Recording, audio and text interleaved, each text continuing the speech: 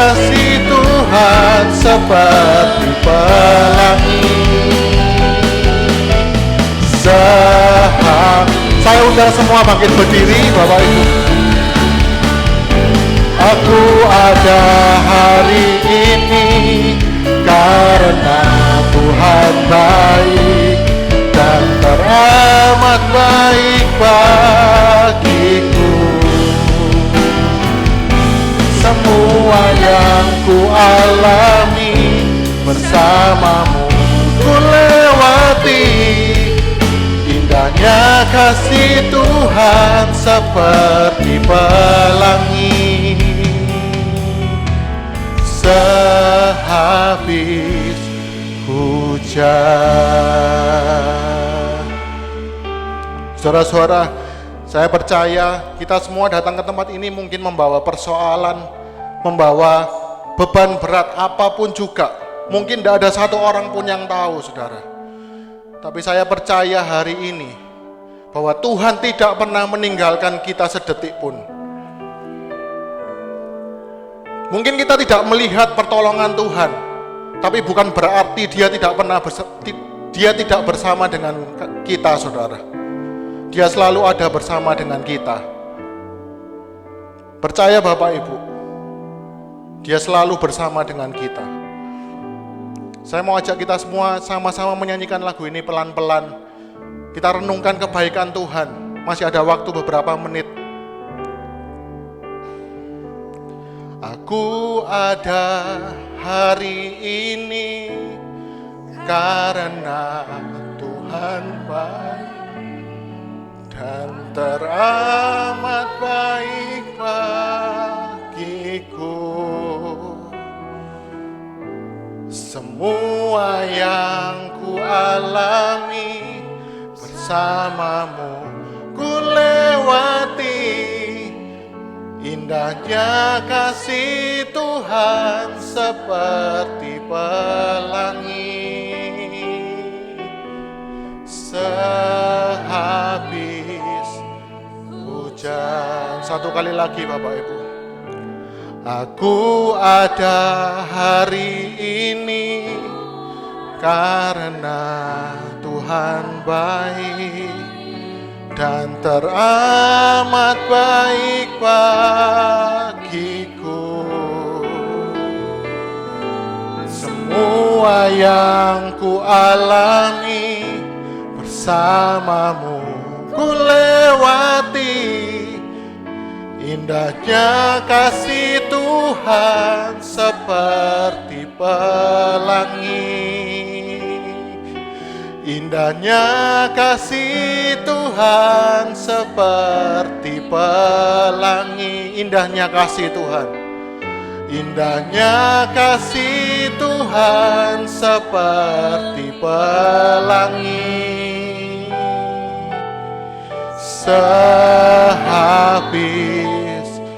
hujan. Yang merasakan kebaikan Tuhan, beri kemuliaan buat Tuhan. Haleluya.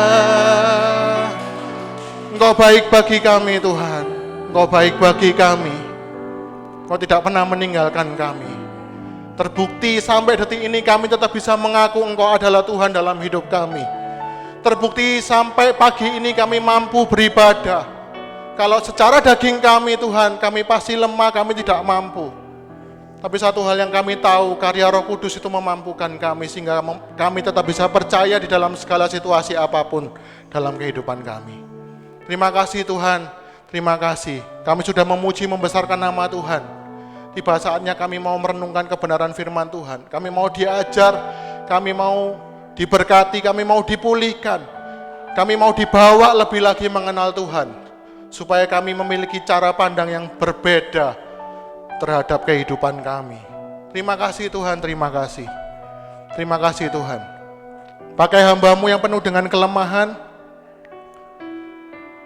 penuh dengan segala keterbatasan, tapi biar firman Tuhan disampaikan dengan baik, bukan karena hamba-Mu, tapi semata-mata hanya karya Roh Kudus yang bekerja pagi ini dalam hidup kami. Terima kasih Tuhan, terima kasih. Terima kasih Tuhan. Semua yang siap diberkati, bersama-sama dengan saya katakan, amin, amin. Diberkati dengan pujian penyembahan Bapak Ibu. Amin. Amin. Saya percaya kita semua seperti doa saya tadi, kalau lihat beban berat kita, lihat persoalan kita, saya percaya sebenarnya kita mungkin sudah akan bilang, wis gak Tuhan-Tuhanan.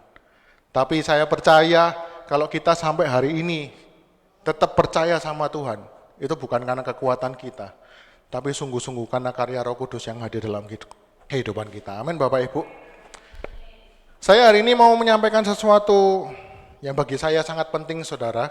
Saya beri tema khotbah saya, judulnya hari ini adalah Perantara yang Sempurna. Nah, berikutnya, kalau Bapak Ibu ingat, slide berikutnya aku. Kalau Bapak Ibu ingat beberapa tahun yang lalu, mungkin sekitar 1 tahun yang lalu, saya tuh pernah menyampaikan sebuah pertanyaan yang saya dapat dari seorang hamba Tuhan juga. Pertanyaannya begini, saudara. Saya percaya kan kita semua mengalami beban berat persoalan. Sebut saja apapun masalahnya. Kita punya masalah keluarga, punya masalah keuangan, punya masalah kesehatan, punya masalah masa depan seperti apa. Nah, kadang-kadang itu namanya orang, saudara ya. Namanya orang itu butuh namanya nasihat. Butuh namanya wejangan gitu. Kita pengen tahu, kenapa dalam hidup kita itu terjadi seperti ini. Benar enggak? Kita punya masalah keuangan enggak selesai-selesai, kita punya masalah kesehatan enggak selesai-selesai. Kenapa sih terjadi seperti ini? Benar enggak Bapak Ibu? Mungkin kalau masalahnya mungkin enggak terlalu berat ya biasa-biasa. Tapi saya yakin setiap orang pasti punya satu hal dalam hidupnya. Satu masalah yang begitu berat. Sampai pengen tanya, kenapa ini semua terjadi dalam kehidupan kita? Nah, hamba Tuhan ini tanya gini, jika dalam persoalan, pergumulan dan kesulitan, nasihat seperti apa yang kita sukai, yang kita mau dengar, Bapak Ibu? Nah, saya kalau seringkali memperhatikan beberapa hamba-hamba Tuhan yang melayani gitu ya, di dalam sebuah persekutuan doa. Kadang itu selesai ibadah, selesai persekutuan doa, kadang-kadang itu ada kayak semacam sesi konseling gitu ya Bapak Ibu. Tanya, kenapa Pak saya kok mengalami beban berat seperti ini? Ada maksud Tuhan seperti apa? Nah, hamba Tuhan yang pertama Bapak Ibu, coba kita bayangkan ya, kalau kita punya masalah, hamba Tuhan pertama ngomong gini, kamu ini punya bisnis selalu gagal, punya masalah keuangan enggak selesai-selesai, kamu punya masalah rumah tangga enggak selesai-selesai. Itu Tuhan ngomong sama saya, bahwa di rumahmu itu ada kutuk. Itu hamba Tuhan yang pertama ngomong gitu Bapak Ibu. Ada kutuk ngomong kayak gitu. Tuhan ngomong sama saya, kamu nanti pulang, kamu doa puasa sekeluarga 3 hari penuh, tengking tiap hari dalam nama Yesus. Nanti kalau roh kutuknya itu pergi, Tuhan akan pulihkan ekonomimu, Tuhan akan pulihkan keluargamu. Itu hamba Tuhan yang pertama ya Bapak Ibu ya. Terus hamba Tuhan yang kedua,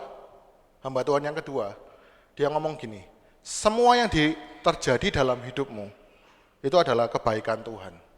Mungkin kamu enggak punya jalan keluar, mungkin kamu enggak punya solusi, enggak ditolong Tuhan, masalahmu enggak selesai, tapi percayalah ini yang terbaik. Kurang lebih seperti itu.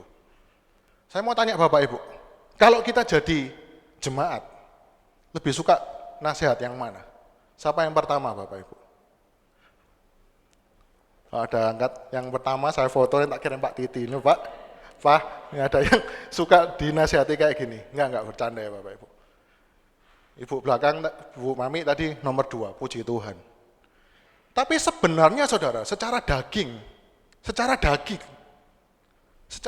kita, saya pun lebih senang nasihat yang pertama. Kenapa Bapak Ibu? Soalnya jelas, ukurannya jelas. Masalahku ini terjadi ini, solusinya ini. Meskipun sulit ya solusinya, wah harus puasa, tapi setidaknya ada jalan keluar. Setidaknya dikasih tahu, ini loh berakhirnya kalau ini. Itu nomor 1 Bapak Ibu. Saya seneng dengar nasihat seperti itu. Oh ya sabar, di rumahmu masih ada penguasa. Tunggu 3 tahun lagi kamu harus doa terus. Nanti setannya diusir, kamu nanti dipulihkan Tuhan secara ekonomi. Saya sangat seneng kayak gitu, saudara. Saya yakin dalam hati kecil Bapak Ibu semua seneng nasihat yang nomor 1. Bener enggak? Punya anak sakit, enggak sembuh-sembuh. Pengen apa? Wah, Tuhan ngomong, kamu harus pergi ke bukit doa. Nanti di sana ketemu seseorang, nanti dia akan menyampaikan pesan Tuhan buat kamu. Nanti kamu lakukan sesuai pesannya itu. Wah, enak saudara. Meskipun kita harus repot-repot ke bukit doa, harus kemana jauh sekali, tapi setidaknya kita dapat jawaban yang jelas. Yang nomor 2 ini, tak seneng ngomong, ya sabarolah, Tuhan itu pasti baik, sabaro aja, Tuhan itu tetap baik dalam hidupmu. Percayalah Tuhan itu tidak pernah ninggalkan kamu. Kalau saya jadi orang yang beban berat gitu ngomong, halah kalau ngomong kayak gini tuh enggak usah sekolah teologi. Kabeh orang yo iso. Semua orang enggak seneng nasihat yang kedua. Karena apa? Yang pertama tadi jelas, yang kedua enggak jelas. Kita disuruh bergantung terus sama Tuhan, enggak tahu sampai kapan. Dan itu yang kita mau belajar hari ini, bahwa hal-hal seperti itu yang seringkali membuat kita kacau dalam pengenalan kita akan Tuhan. Nah, slide berikutnya Bapak Ibu. Saya mau menyampaikan hari ini sebuah kebenaran. Dan ada seorang yang ngomong begini Bapak Ibu. Kadang-kadang orang tidak ingin mendengar kebenaran karena mereka tidak ingin ilusi mereka hancur. Tahu siapa orang ini Bapak Ibu? Saya cukup kaget waktu saya cek siapa ya orang ini. Orang ini ateis loh Bapak Ibu. Tapi omongannya benar enggak? Benar loh. Diajar, oh doamu itu tidak bisa mengubah rencana Allah. Semua orang protes. Loh kalau gitu buat apa aku berdoa? Kalau gitu buat apa aku berdoa? Karena kita punya ilusi, sesuatu ilusi tentang Tuhan. Wah kalau doaku semakin sungguh-sungguh, Tuhan itu akan tergerak hatinya untuk menolong persoalanku. Makanya waktu diajar doa tidak mengubah rencana Allah, diajar Bapak Gembala seperti itu, semua orang banyak nggak terima. Termasuk gereja sinode besar kita ya saudara, saya nggak mau sebut. Iya, diomongi doa itu tidak bisa mengubah rencana Allah. Tapi karena orang tuh punya ilusi tentang Tuhan, bahwa Tuhan ini nunggu saya doa saya semakin kencang, Tuhan itu akan memulihkan persoalanku. Benar enggak? Kita seringkali punya pikiran seperti itu enggak Bapak Ibu?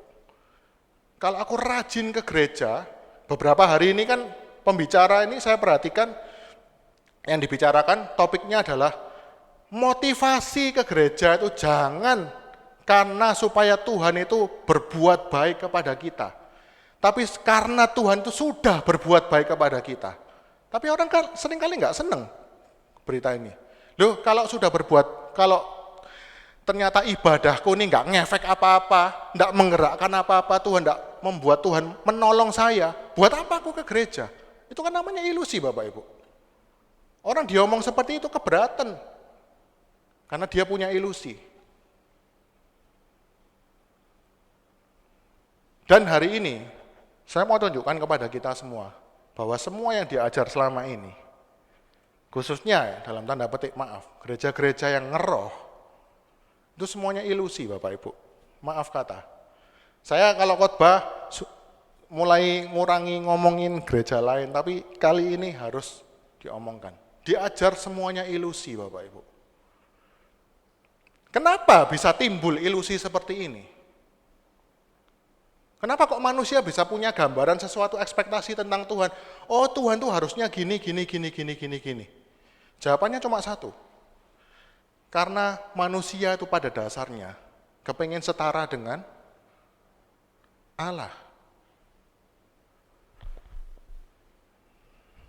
Kalau manusia enggak kepengen setara dengan Allah, dia pasti nurut bergantung sama Tuhan.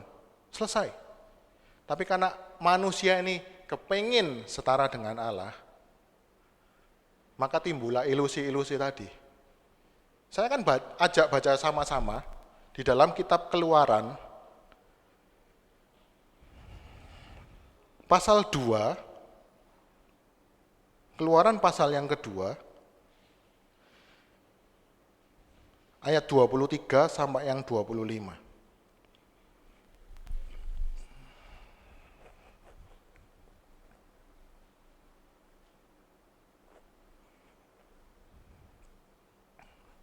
Saya bacakan, kita semua sudah tahu kisah ini. Dari sekolah minggu kita diajari, orang Israel setelah di Mesir, menghindari kelaparan di Kanaan, pindah ke Mesir, dijajah sama Mesir, diperbudak. Luar biasa, mereka menderita luar biasa. Dan kita baca sama-sama, ayat 23, saya bacakan. Musa diutus Tuhan, judul perikopnya. Lama sesudah itu matilah Raja Mesir, tetapi orang Israel masih mengeluh karena perbudakan. Dan mereka berseru-seru sehingga teriak mereka minta tolong karena perbudakan itu sampai kepada Allah. Berikutnya, Allah mendengar mereka mengerang, lalu ia mengingat kepada perjanjiannya dengan Abraham, Ishak, dan Yakub. Maka Allah melihat orang Israel itu dan Allah memperhatikan mereka. Nah, kalau kita baca sekilas ayat ini, saudara, ini cerita biasa, ngalir.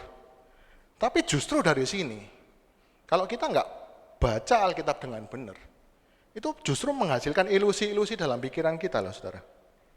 Coba perhatikan, bangsa Israel dijajah, diperbudak, menderita luar biasa, lalu mereka nangis, terus Tuhan akhirnya ingat perjanjiannya dengan mereka, terus kemudian nanti Tuhan menolong.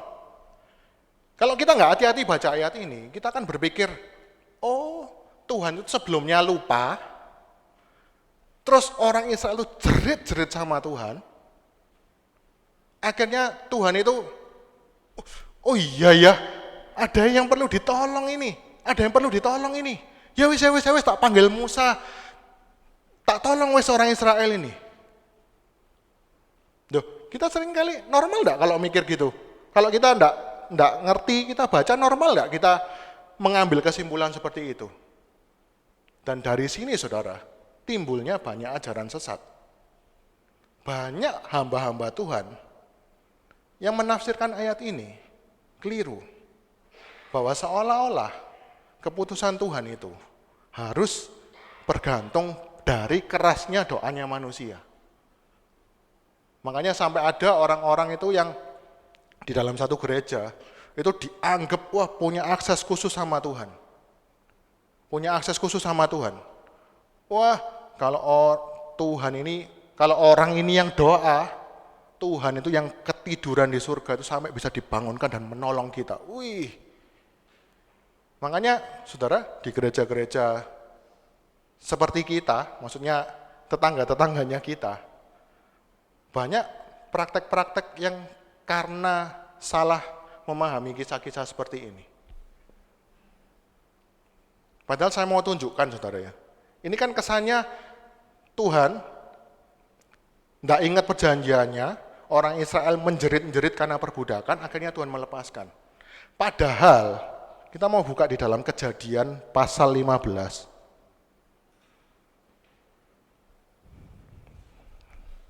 Ayat yang ke-13.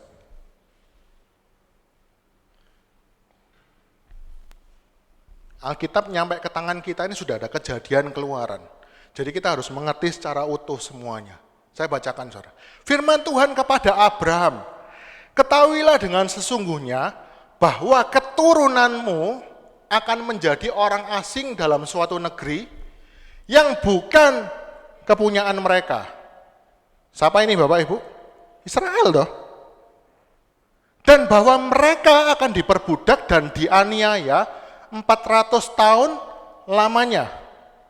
Berikutnya, tetapi bangsa yang akan memperbudak mereka akan kuhukum. Dan sesudah itu mereka akan keluar dengan membawa harta benda yang banyak. Pertanyaannya, saudara, Apakah bangsa Israel dibebaskan itu karena doanya mereka? Enggak loh. Ini kebenaran loh Bapak Ibu. Bukan karena doanya bangsa Israel. Tapi karena Allah sudah menetapkan sebelumnya, beberapa ratus sebelumnya, bangsa Israel itu akan tinggal di satu negeri yang bukan kepunyaannya, disiksa, dianiaya 400 tahun, sesudah itu dibebaskan. Jadi bukan karena doanya. Bahkan ini dinubuatkan sebelum ada bangsa Israel. Jangankan doanya bangsa Israel Bapak Ibu. Bangsa Israelnya aja belum ada loh. Nah, makanya khotbah-khotbah seperti ini membuat orang itu tidak suka. Apalagi khususnya hamba-hamba Tuhan yang dalam tanda petik. Suka memanfaatkan jemaatnya. Maaf kata ya Bapak Ibu. Karena ada hamba-hamba Tuhan yang ya mungkin dia kelihatan rendah hati. Seperti minggu lalu kita diajar rendah hati yang palsu itu seperti apa. Oh ya tak doakan ya persoalanmu apa. Nanti suatu saat sudah seminggu, 2 minggu, sebulan masalahnya yang didoakan ini selesai. Dia ngomong, ya puji Tuhan, doa saya tidak sia-sia. Masalah yang paling simpel apa? Oh ya mau nggak mau ngasih berkat sama yang mendoakan itu lumayan gede. Itu yang paling sederhana saudara. Tapi kalau mau ditarik lebih ekstrim lagi, saudara bisa lihat kejadian-kejadian di gereja-gereja yang memahami seperti ini secara salah. Itu bukan cuma, oh pendetanya ingin minta dapat amplop, enggak loh. Sampai ada yang pelecehan seksual, semuanya. Karena apa? Semua orang itu suka sama ilusi, bahwa ternyata ada satu orang itu yang punya kuasa sedemikian besar. Sehingga orang itu semua, kalau mau ketemu Tuhan, mau dapat berkatnya Tuhan, harus melalui orang itu. Jadi semua omongannya dituruti. Padahal Tuhan itu berdaulat. Saya sudah buktikan loh saudara. Ada lagi kisah-kisah seperti doanya Raja Hizkia itu. Sakit, Tuhan ngomong, nanti kamu mati. Setelah itu Hizkia berdoa. Tuhan tolong ingat aku ini sudah berbuat suci, hidup benar. Tuhan ngomong, ya udah tak perpanjang lagi 15 tahun. Kita baca ayat itu, seolah-olah, wah rencana Tuhan itu ya aslinya ngasih umur orang 15, tapi orangnya jerit-jerit, wah bisa tambah 15 tahun lagi. Dan tidak heran saudara, di gereja-gereja dalam tanda petik karismatik, banyak praktek-praktek seperti ini. Karena apa? Ilusi. Dan orang-orang seperti ini, kalau saya ngomong, orang selalu akan ngomong, itu menghakimi. Padahal terus terang itu kasihan sama jemaatnya. Semua omongannya orang dituruti. Apalagi kalau sudah doa, terus dikabulkan gitu. Wah, sampai disuruh ndelosor di seluruh apapun, diturut saudara. Ngeri loh, perjanjian lama ini menurut saya satu bagian firman Tuhan yang banyak samar-samarnya. Jadi kadang-kadang kalau kita baca perjanjian lama, itu tanpa pengertian yang benar, jadinya seperti macam-macam tadi. Kalau saudara, saya ceritai satu-satu bagaimana pelecehan seksual itu di gereja itu bisa terjadi. Semua sumbernya dari Alkitab, Bapak Ibu. Serius. Apalagi kalau ngomong pengurapan, waduh, saya ngomong itu merinding sampean. Orang sulit mendengar kebenaran karena tidak mau ilusi mereka hancur. Nah, poin saya hari ini, saya mau tunjukkan sesuatu yang lebih serem lagi.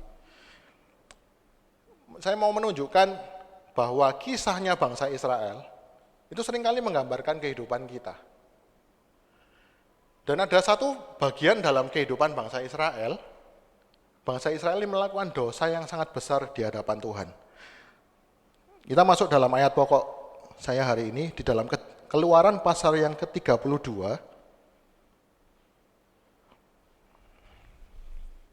ayat yang pertama. Bapak Ibu simak baik-baik teksnya. Saya bacakan. Keluaran 32 ayat 1 sampai yang ke 14. Saya bacakan. Ketika bangsa itu melihat bahwa Musa mengundur-undurkan turun dari gunung itu, maka berkumpullah mereka mengerumuni Harun dan berkata kepadanya, "Mari, buatlah untuk kami Allah yang akan berjalan di depan kami, sebab Musa ini orang yang telah memimpin kami keluar dari tanah Mesir. Kami tidak tahu apa yang telah terjadi dengan dia." Ini mirip pertanyaan hamba Tuhan yang pertama tadi enggak Bapak Ibu? Disuruh nunggu, sudah nunggu, Musa masih mau ketemu Tuhan. Mereka enggak sabaran, mereka punya ilusi tertentu tentang Tuhan. Dia mikir, Tuhan ini harusnya bisa dilihat. Tuhan itu harusnya bisa dilihat. Terus ayat yang keduanya, lalu berkatalah Harun kepada mereka, "Tanggalkanlah anting-anting emas yang ada pada telinga istrimu, anakmu laki-laki dan perempuan, dan bawalah semuanya kepadaku."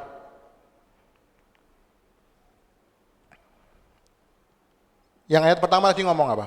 Mari buatlah kami Allah. Allah itu harusnya kelihatan, supaya kita bisa nyembah dia. Itu kalau di dalam Keluaran, detailnya seperti itu. Tapi itu seringkali mirip seperti kita kok. Oh, kita percaya Allah kita berdaulat, tapi kok masalahku enggak selesai-selesai ya?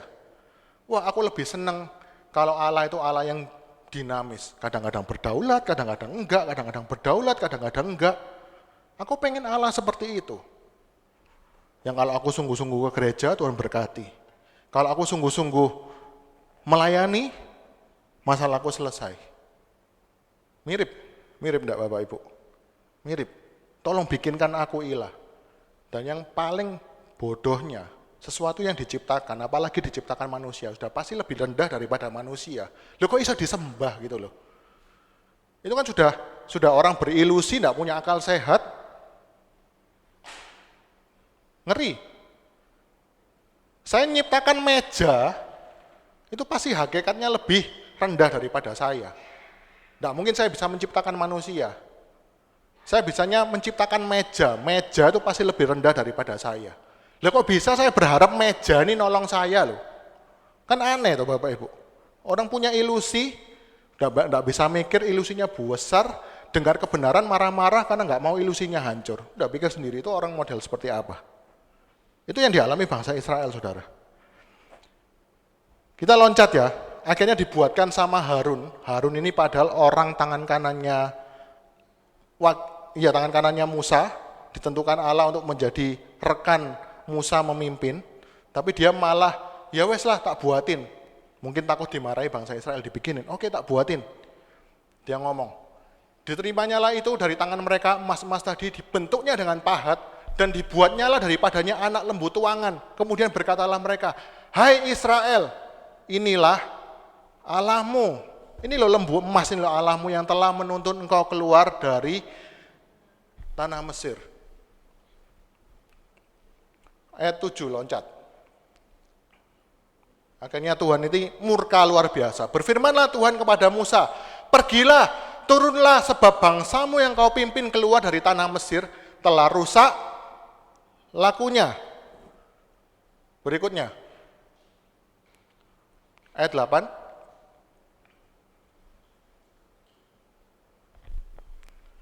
Segera juga mereka menyimpang dari jalan yang kuperintahkan kepada mereka. Mereka telah membuat anak lembu tuangan dan kepadanya mereka sujud menyembah dan mempersembahkan korban. Sambil berkata, "Hai Israel, inilah Allahmu yang telah menuntun engkau keluar dari tanah Mesir."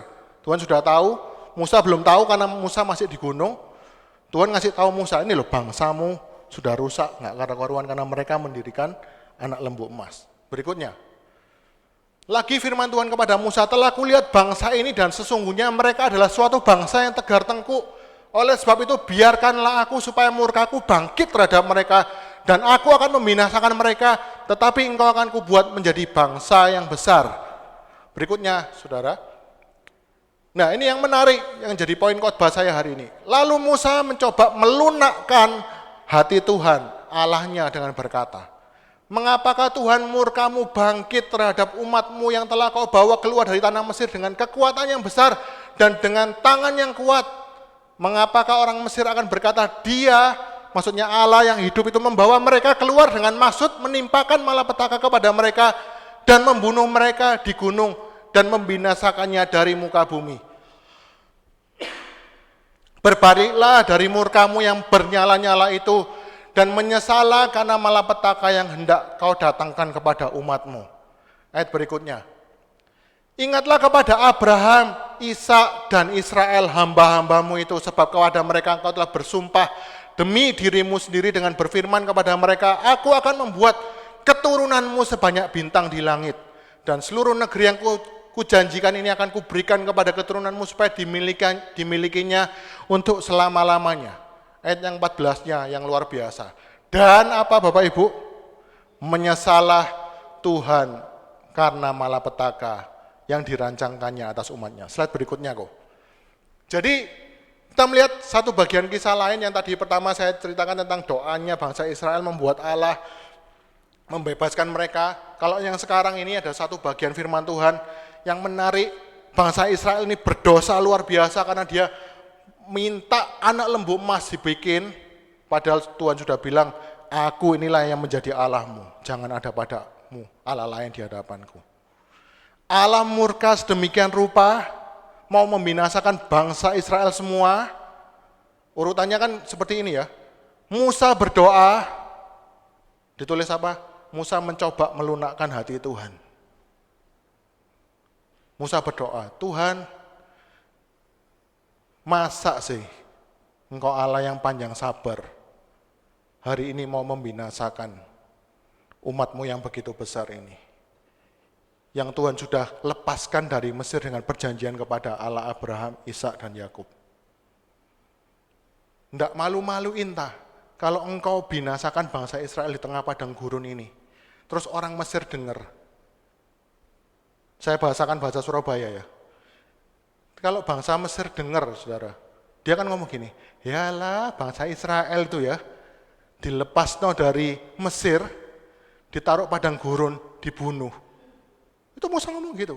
Jangan sampailah Tuhan, bangsa Mesir tuh kayak gitu. Lihat bangsa Israel dibinasakan, dia ngomong, walah, cuma dibebaskan dari perbudakan, terus di padang gurun mati. Akhirnya ayatnya ngomong apa? Kemudian menyesalah Allah atas malapetaka yang dirancangkan kepada Israel. Urutannya seperti itu, saudara. Kalau kita nggak hati-hati, sekali lagi, berikutnya. Kalau kita nggak hati-hati, saya mau tanya, apakah Allah itu yang kita sembah adalah Allah yang gegabah dan emosional? Tapi Musa bijaksana dan berpikir panjang.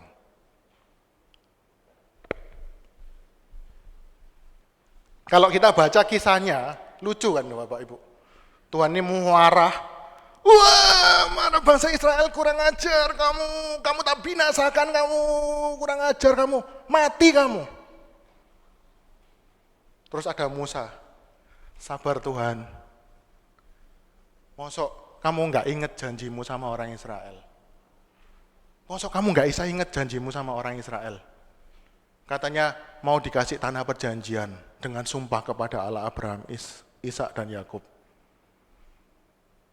Nanti bangsa Mesir tahu ya apa? Bangsa Mesir tahu ya apa? Gak malu tak Tuhan? Akhirnya Tuhan mari,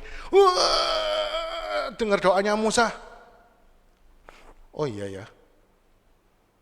Loh konyol enggak saudara kalau kita diajar punya Tuhan seperti itu? Konyol sekali.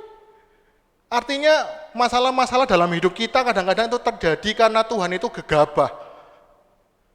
Wah wes, saya cari, tak kasih persoalan ini nih. Terus saya cari, Tuhan, apa kok kasih masalah ini? Nggak salah tah? Oh iya ya, salah ya. Loh, konyol sekali kita punya Tuhan seperti itu Bapak Ibu. Lebih konyolnya lagi, kita berpikir ada satu orang yang lebih bijaksana daripada Tuhan. Yang bisa ngedem-ngedemi hatinya Tuhan. Sabar ya Tuhan ya, Tuhan sabar ya, ojo ngamuk sih. Dan kalau kita gak teliti baca Alkitab, saudara, kita akan memandang hamba Tuhan juga seperti Musa. Ada hamba Tuhan. Oh ya, Pak, saya punya beban berat masalah keluarga. Ini kayaknya Tuhan murka ini, Pak. Kayaknya Tuhan ngamuk ini sama aku. Oh ya, coba tak bantu doa ya, tak bantu doa. Tuhan, ibu itu loh di gereja sudah nurut, nyanyinya semangat. Mosok Tuhan gak tolong sih.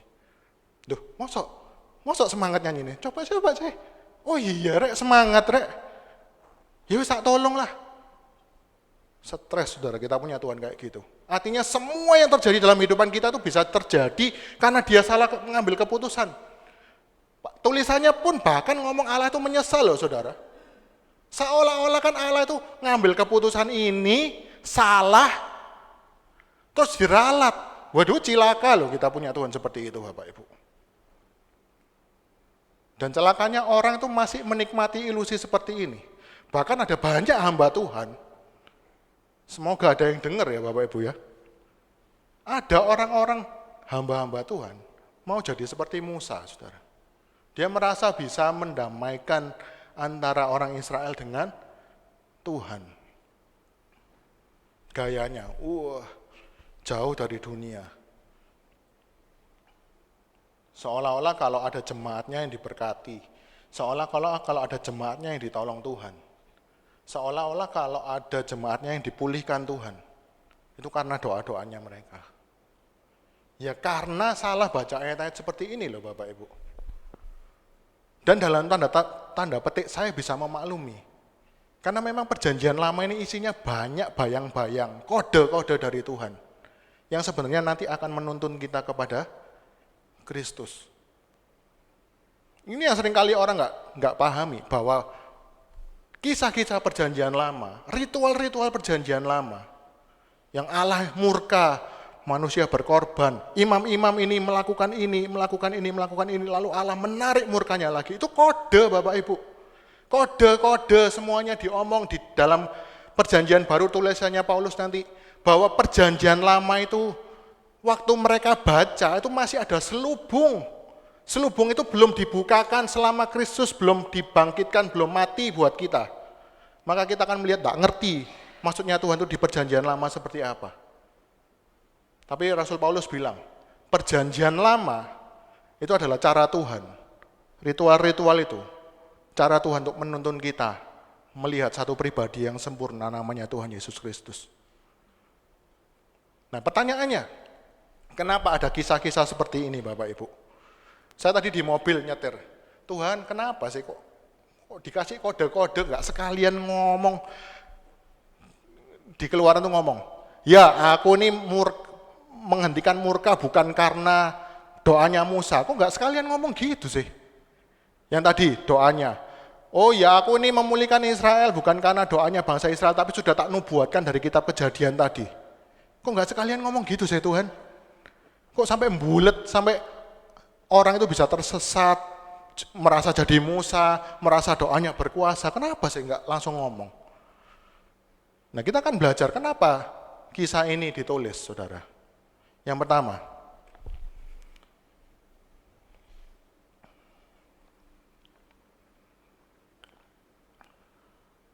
kisah ini ditulis, saudara, di dalam perjanjian lama.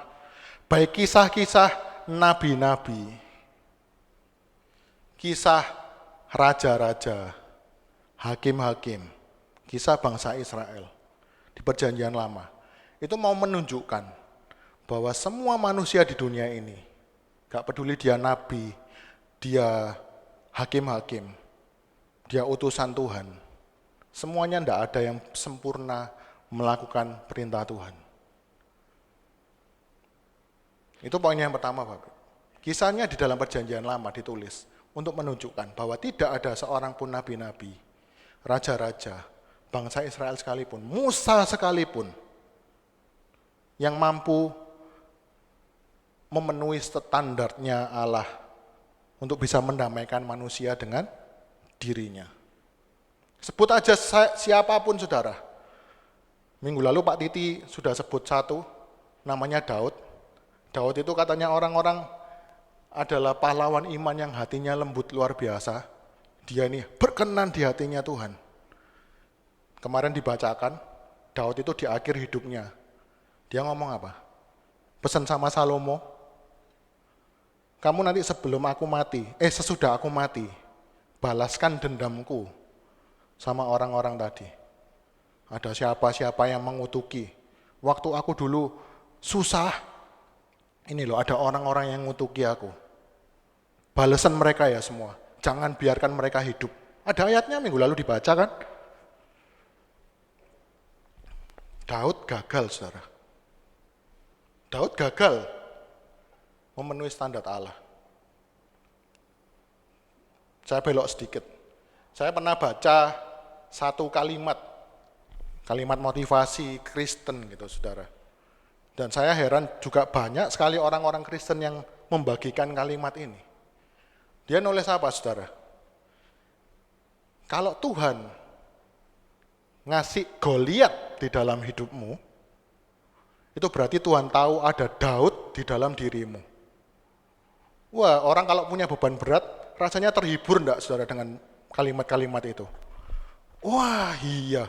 Kalau aku punya persoalan, kalau aku punya masalah, ini raksasa Goliat. Oh, berarti Tuhan lihat ada Daud di dalam diriku. Wah, saya heran sekali kok banyak ya orang Kristen membagikan hal ini gitu loh. Saya mau nginget ya salah, mau nggak nginget ya kok aneh. Makanya saya kadang tuh nulis tuh kayak nggak to the point ke satu orang, tapi ya semoga orangnya baca.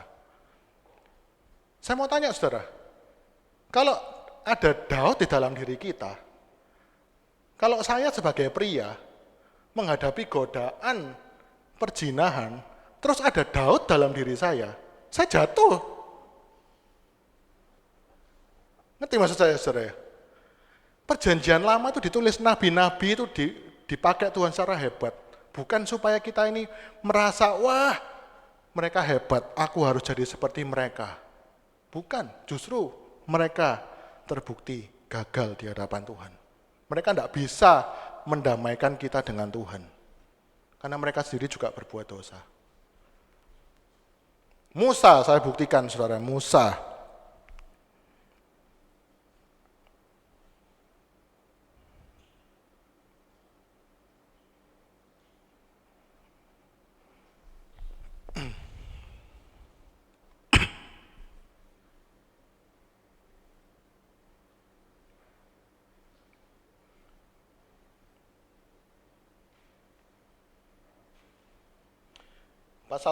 Bilangan pasal yang ke-20, saya lupa tulis di slide. Bilangan pasal yang ke-20.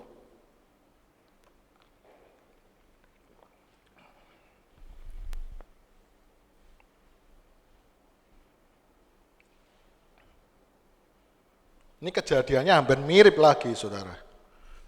Ayat yang kedua. Bilangan 20 ayat yang kedua. Ini kisah kehidupan bangsa Israel yang sama dengan Musa. Saya bacakan. Pada suatu kali ketika tidak ada air bagi umatmu itu, berkumpullah mereka mengerumuni Musa dan Harun. Dan bertengkarlah bangsa itu dengan Musa, katanya, sekiranya kami mati binasa pada waktu saudara-saudara kami mati binasa di hadapan Tuhan. Mengapa kamu membawa jemaah Tuhan ke padang gurun ini supaya kami dan ternak kami mati di situ? Bayangkan saudara, mereka ini baru sudah melihat pertolongan Tuhan yang luar biasa. Begitu ngalami kehausan sekali lagi, ngomel lagi setengah mati sama Tuhan, sama Musa. Kalau kamu cuma mau bunuh kita di sini, kenapa jauh-jauh harus melepaskan kami dari Mesir? Kok nggak mati di Mesir tuh loh? Kuburan tuh loh nggak kurang-kurang di Mesir. Kalimatnya seperti itu. Kuburan tuh loh nggak kurang-kurang di Mesir. Akhirnya Musa ini ngomong sama Tuhan. Tuhan, mereka ini mau ngelempari aku dengan batu karena mereka lagi kehausan. Apa yang harus aku perbuat? Tuhan, nggak usah kita baca ayat berikutnya. Tuhan ngomong gini. Kamu ngomong sama batu, nanti keluar air di hadapan bangsa Israel. Tapi nggak tahu gimana ceritanya, Musa itu akhirnya nggak ngomong sama batu itu, tapi mukul. Sudah, Dipukul, benar tetap keluar air, saudara. Tapi di ayat berikutnya, ayat yang ke-12.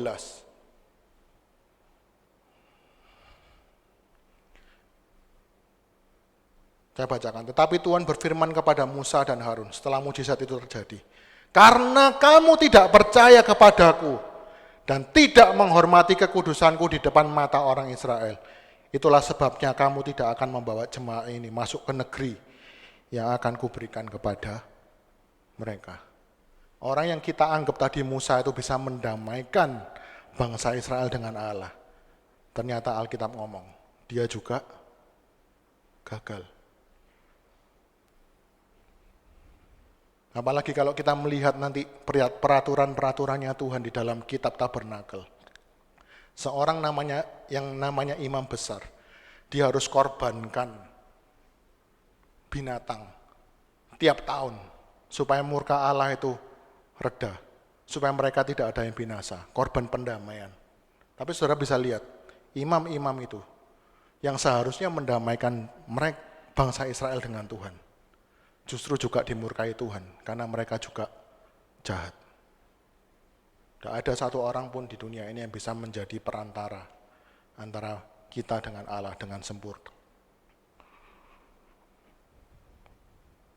Jadi kalau kita baca perjanjian lama, saudara, kalau ada tokoh yang hebat, kita lihat itu semua karena Tuhan mau pakai dia, bukan karena dia yang hebat.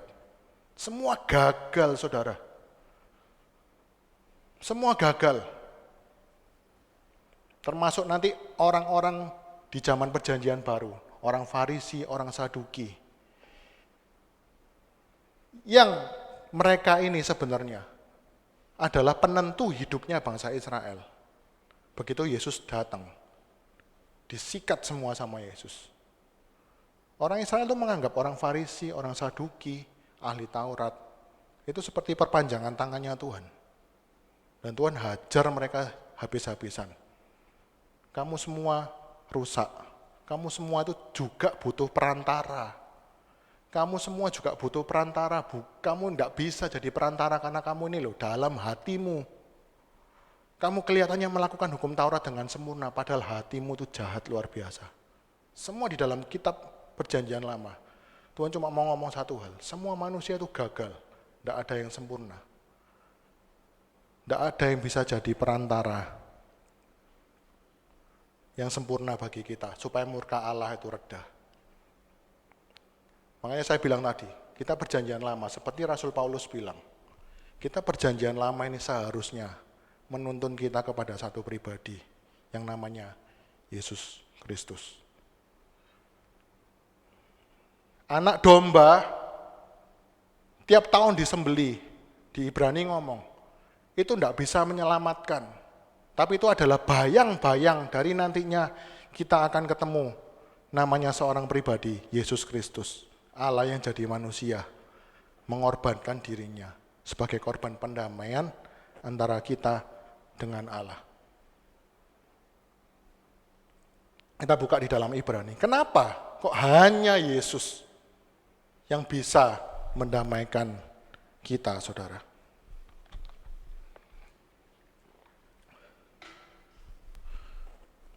Makanya kalau saudara diajar di tempat ini, saudara bisa tarik satu kesimpulan, bahwa firman Tuhan itu benar.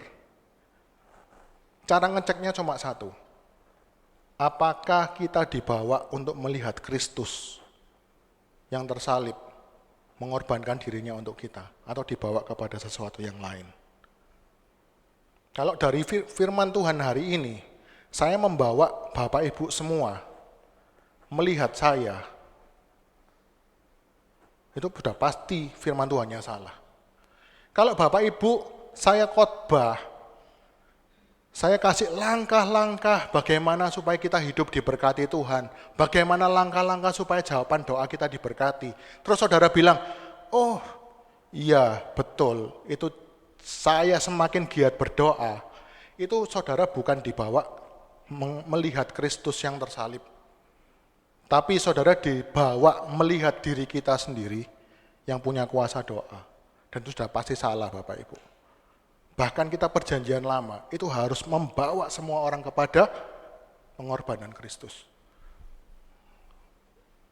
Ini rahasia besar, dan kalau kita salah sedikit, hidup kita akan jadi bulan-bulanan nabi palsu. Hidup kita jadi bulan-bulanan pendeta-pendeta yang mau memanfaatkan kita, saudara. Dia merasa bisa jadi Musa, dia bisa merasa, oh kalau jemaatku punya persoalan tak doakan, nanti Tuhan itu akan tolong dia berkat doaku. Dan saya cukup sedih, saudara, gereja-gereja besar di Surabaya ini, kalau saya follow sosial medianya, saya lihat IG-nya gitu. Kalau ada kesaksian-kesaksian, selalu ya mungkin embel-embelnya benar ya saudara. Ya puji Tuhan, embel-embelnya benar, puji Tuhan. Saya mendapatkan pertolongan Tuhan setelah saya ikut saat teduh bersama pendeta ini. Pernah dengar? Puji Tuhan, Tuhan sembuhkan saya setelah saya ikut KKR kesembuhan pendeta ini. Itu dibawa kepada Kristus atau kepada sesuatu yang lain. Dan begitu kita dibawa kepada sesuatu yang lain, siap-siap saudara. Gak karu-karuan hidup kita. Kita akan ke gereja motivasinya lain, kita melayani motivasinya lain, kita melayani istri, suami, anak, orang tua motivasinya lain, dan itu semua kekejian di hadapan Tuhan. Kalau kita melakukan sesuatu bukan ditujukan kepada Kristus, bukan mengarah kepada Kristus, itu bukan cuma tidak berguna saudara, tapi itu kejahatan di mata Tuhan. Jadi semakin hamba Tuhan dipakai Tuhan, dia harus semakin membawa jemaatnya kepada Kristus. Dan dirinya ini semakin hari semakin kabur dari mukanya jemaat. Semua orang dibawa kepada Kristus. Kenapa hanya Kristus yang bisa mendamaikan kita semua? Dalam kitab Ibrani,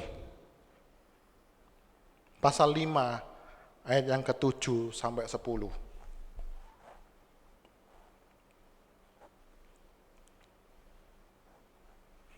Saya bacakan saudara.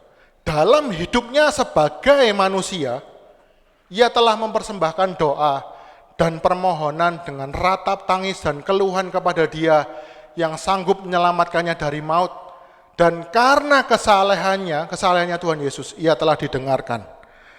Kenapa hanya Yesus Bapak Ibu? Jawabannya yang pertama, karena hanya Yesus, manusia, Allah yang sudah menjadi manusia sepenuhnya seperti kita, yang dia ngalami pencobaan, dia ngalami godaan, dia ngalami banyak tekanan di dunia ini, tapi dia tetap taat dengan sempurna kepada Bapa. Cuma Yesus di dunia ini yang bisa menjadi perantara antara kita dan manusia. Karena hanya Yesus yang bisa taat sempurna kepada Bapa. Kalau manusia saya sudah buktikan saudara, tidak ada satu orang pun yang bisa melakukan taat dengan sempurna.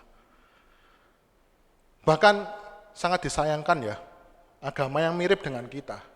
Dia menganggap mamanya Yesus bisa menjadi perantara buat kita. Dan tidak perlu sebut, nanti dianggap penistaan. Ada yang ngomong, salah satunya dari kisah-kisah seperti yang saya baca tadi, saudara. Di dalam pesta perkawinan Kana, mereka kehabisan anggur, terus mamanya Yesus, Maria, dia ngomong gini, Yesus tolong po, ini loh yang punya rumah kehabisan anggur. Terus akhirnya di sana terjadi mujizat. Sampai sekarang orang merasa, oh kalau mintanya lewat mamanya Yesus, lebih cespleng daripada kita minta dewek.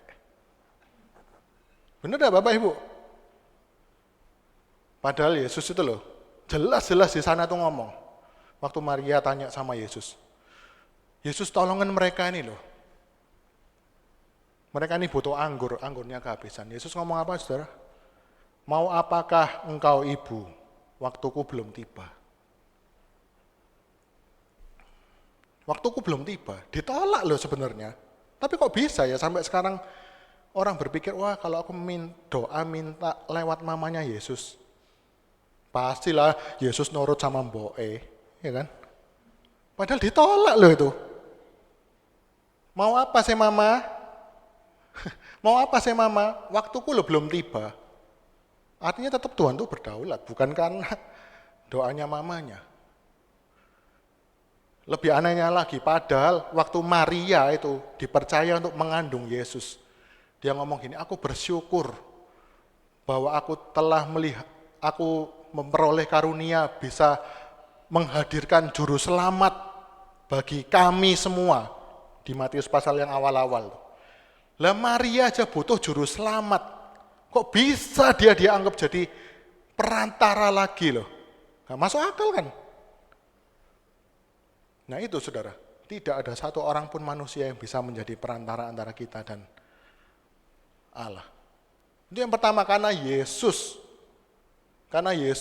bisa taat sampai mati. Jangan karena dia Allah kita ngomong, oh iya dia Allah, dia juga dicobai saudara. Saya pernah nyampaikan soal pencobaan Yesus, apa yang dialami 3 hal itu. Itu kita alami semua tapi kita gagal. Itu semua orang Israel alami juga gagal. Adam mengalami pencobaan yang sama, gagal. Tapi Yesus mengalami pencobaan yang sama, dia berhasil. Karena dia berhasil taat, maka kita dan Allah bisa diperdamaikan. Murka Allah yang menyala-nyala itu, karena Yesus berhasil taat, murka Allah itu ditimpakan kepada Yesus. Sehingga kita tidak lagi menerima murka Allah. Dia menjadi perantara yang sempurna. Dan Ibrani ini melanjutkan, saudara. Saya jadi ingat-ingat waktu kitab Ibrani itu, saya waktu PA di sini sampai melongo. Iya ya. Di Ibrani ditulis, Yesus ini keturunan Yehuda. Yesus itu keturunan Yehuda. Padahal kalau menurut hukum Taurat, imam itu seharusnya dari keturunan Lewi. Tapi di Ibrani ngomong, Yesus adalah imam besar untuk kita menurut peraturan Melkisedek. Artinya apa? Yesus itu sudah ditentukan menjadi perantara, bukan dari manusia, tapi dari Tuhan. Bukan menurut aturannya manusia, tapi aturannya Tuhan. Wah, luar biasa, saya merinding sekali waktu dulu eksposisi Ibrani di tempat ini, saudara. Wah, iya. Dari awal, kenapa kok Yesus gak lahir dari keturunan Lewi, tapi dari Yehuda? Untuk menunjukkan bahwa imam yang menurut aturan manusia dari imam Lewi itu, tidak ada yang sempurna. Hanya Yesus yang sempurna. Wah, luar biasa, kita punya perantara yang luar biasa. Dan Ibrani ngomong berikutnya, kenapa hanya Yesus, saudara? Ibrani 7 ayat 22 sampai 27.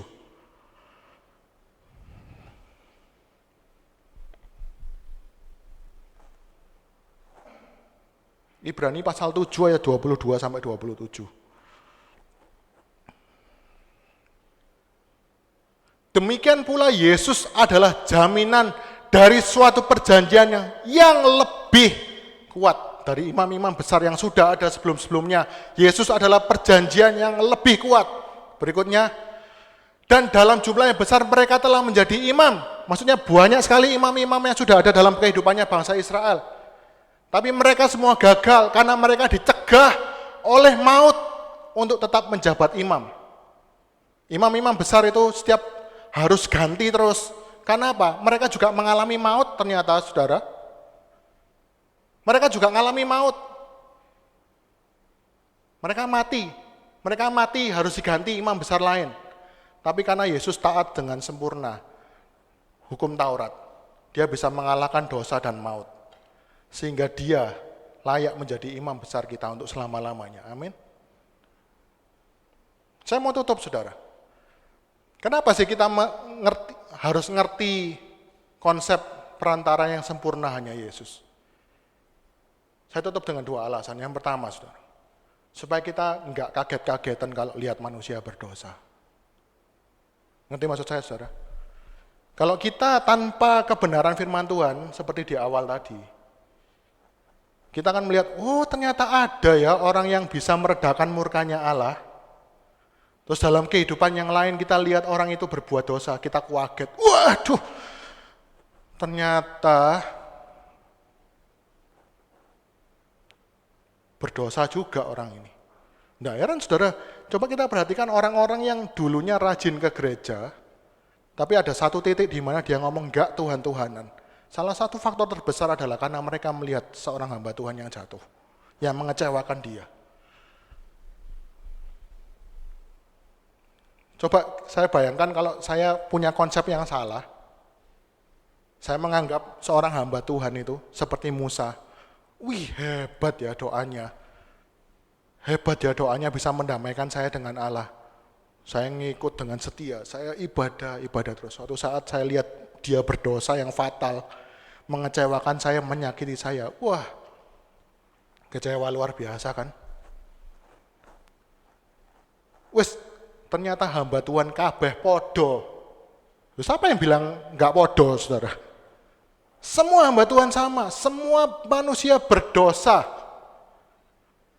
Jadi kalau kita kaget sampai lihat ada hamba Tuhan jatuh, kita kecewa sama hamba Tuhan itu, karena kita sendiri yang salah.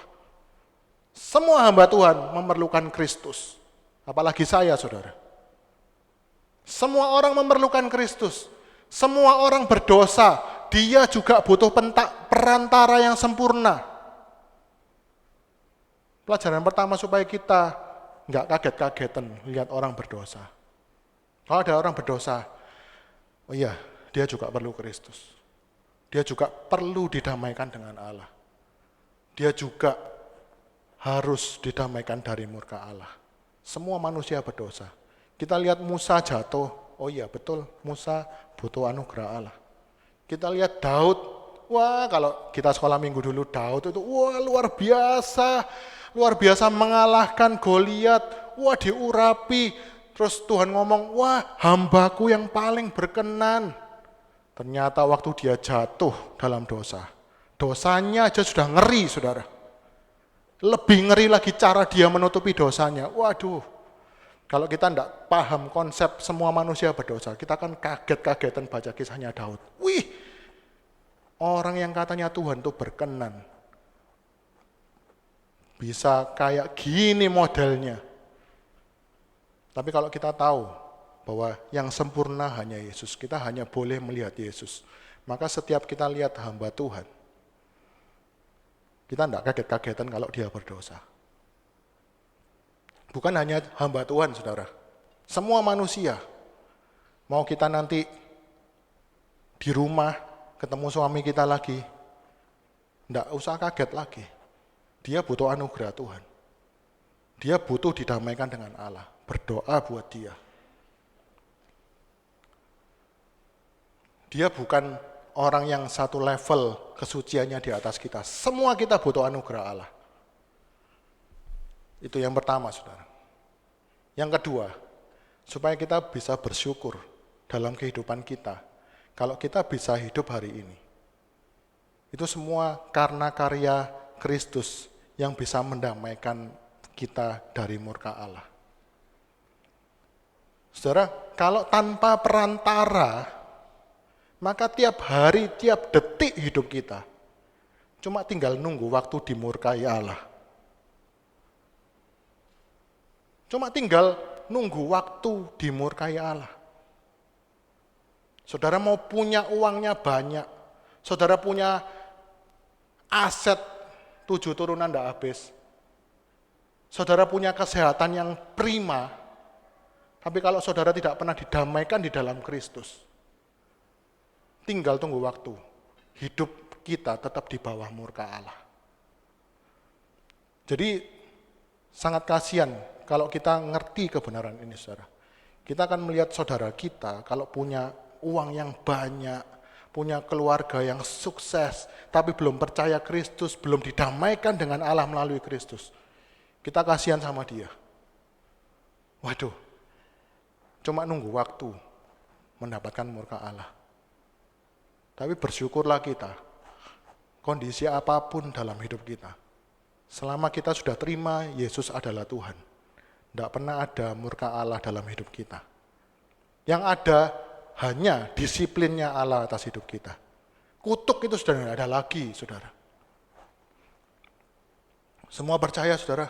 Semua sekarang melihat, oh iya, ternyata percaya Yesus itu bukan soal hal sepele, Tapi percaya Yesus itu justru yang menentukan hidupku sekarang. Kalau tanpa Yesus, aku cuma tinggal nunggu waktu dimurkai Allah. Tanpa Yesus, aku cuma tinggal nunggu waktu ngantri masuk neraka. Ngantri hidup menjadi sia-sia. Tapi bersyukur karena kita sudah ambil bagian di dalam pendamaian. Kita percaya kepada Kristus. Allah yang sudah menjadi manusia yang menggantikan ketidaktaatan kita. Yang ditimpakan murka Allah. Kita yang seharusnya menerima murka Allah itu. Kita dibebaskan dan menerima kasih Allah. Saya undang pemain musik maju semua dengan hormat. Saya mau tutup dengan satu perenungan, saudara.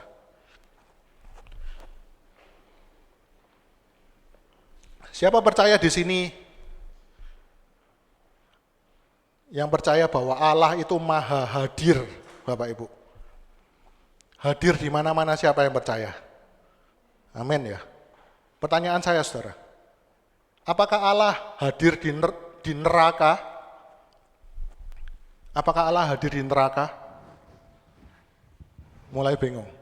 Lapo ya di neraka? Nganggur bae. Namanya Allah yang maha hadir, dia ada di neraka. Dia juga ada di neraka. Dia ada di mana-mana, Bapak Ibu. Tapi pertanyaannya, apa yang membedakan kita di surga dengan di neraka? Sama-sama ada Allah. Apa yang bisa membedakan? Apa yang membedakan kita di surga ada Allah, di neraka juga Allah ada. Yang membedakan cuma satu.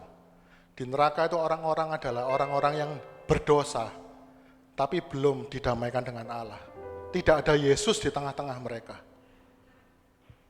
Tapi kalau di surga, kita bisa menikmati seluruh anugerah Allah. Karena ada Yesus di tengah-tengah kita, yang menggantikan ketidaktaatan kita. Sehingga kita diterima sebagai anak-anak Allah. Jadi yang saya mau sampaikan hari ini, saudara. Kita hari ini mungkin punya beban berat apapun. Contohnya, ada mungkin keluarga belum dikasih keturunan. Kalau saudara tanya kepada hamba-hamba Tuhan yang ngawur, dia ngomong, itu mungkin ada kutuk. Berapa orang, oh iya, benar ada kutuk. Cari-cari berdoa macam-macam. Tapi saya mau bagikan satu hal ini, saudara. Selama saudara dan saya sudah percaya kepada Kristus, kita sudah diperdamaikan dengan Allah melalui seorang perantara itu tadi. Sehingga namanya kutuk itu sudah tidak ada lagi di dalam hidup kita.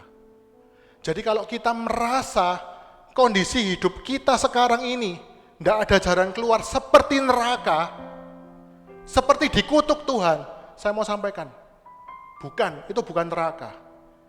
Karena kita sudah didamaikan dengan Kristus. Jadi pasti itu bukan neraka, saudara. Kita punya pergumulan sakit penyakit, wah kayak neraka ini. Ini kayak neraka, mentok ini. Tidak ada jalan keluar, ini murka Allah. Saya mau sampaikan, selama kita percaya kepada Yesus, kita sudah didamaikan. Tidak ada neraka dalam kehidupan kita. Tapi berita buruknya, sehebat apapun kita, sebahagia apapun kondisi kita di dunia ini, tetapi tanpa Kristus, itu neraka, saudara. Jadi kalau kita hari ini bisa menikmati damai sejahtera, kita bisa kuat, kita bisa melewati semuanya, kita beroleh berkat macam-macam dalam keluarga kita masih beroleh, wah kita punya keluarga yang baik, kehidupan yang baik. Itu karena murka Allah sudah diredakan melalui karya Kristus. Tapi sebaliknya sekali lagi, kalau kita mengalami sesuatu yang lempeng-lempeng, tapi kita belum di dalam Tuhan, itu mulai kita merasakan neraka. Sehingga kita bisa bersyukur, Tuhan terima kasih buat segala hal yang baik. Ini semua bukan karena perbuatanku, bukan karena usahaku. Karena Daud, Musa gagal melakukan firman Tuhan. Tapi hanya Kristus yang sudah mendamaikan aku dengan Allah. Sehingga hidup kita hari ini seperti lagu tadi. Karena Tuhan baik. Karena Tuhan yang menggantikan kita. Murkanya itu didamaikan kepada kita. Kita mau menyanyikan lagu yang terakhir tadi. Tidak kebetulan saya waktu nyiapkan khotbah, sudah beberapa minggu saya pengen setelah khotbah nyanyi ini, enggak taunya Kak Wida juga sudah ngelis lagu ini. Enggak sengaja ya.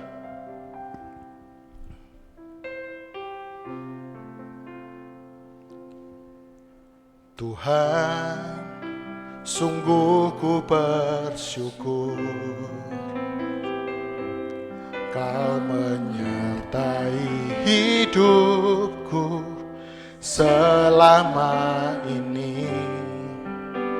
Bapa, ku berterima kasih untuk kasih setiamu, untuk kasih setiamu yang tak pernah berakhir. Saudara yang tahu bahwa hidup kita anugerah, nyanyikan sungguh-sungguh. Ini karena Tuhan baik dan teramat baik bagiku. Semua yang ku alami bersamamu ku lewati, indahnya kasih Tuhan seperti pelangi. Sehabis hujan. Saja kita semua bangkit berdiri. Aku ada hari ini karena Tuhan baik dan teramat baik bagiku. Semua yang ku alami bersamamu ku lewati, Tuhan seperti pelangi. Sehabis hujan. Sekali lagi kita mau katakan, kita ngaku sungguh-sungguh Tuhan baik sehingga kami ada hari ini. Karena Tuhan baik dan teramat baik bagiku. Semua yang ku alami bersamamu ku lewati, indahnya kasih Tuhan seperti indahnya kasih Tuhan, indahnya kasih Tuhan seperti pelangi, indahnya kasih Tuhan seperti pelangi. Sehabis hujan.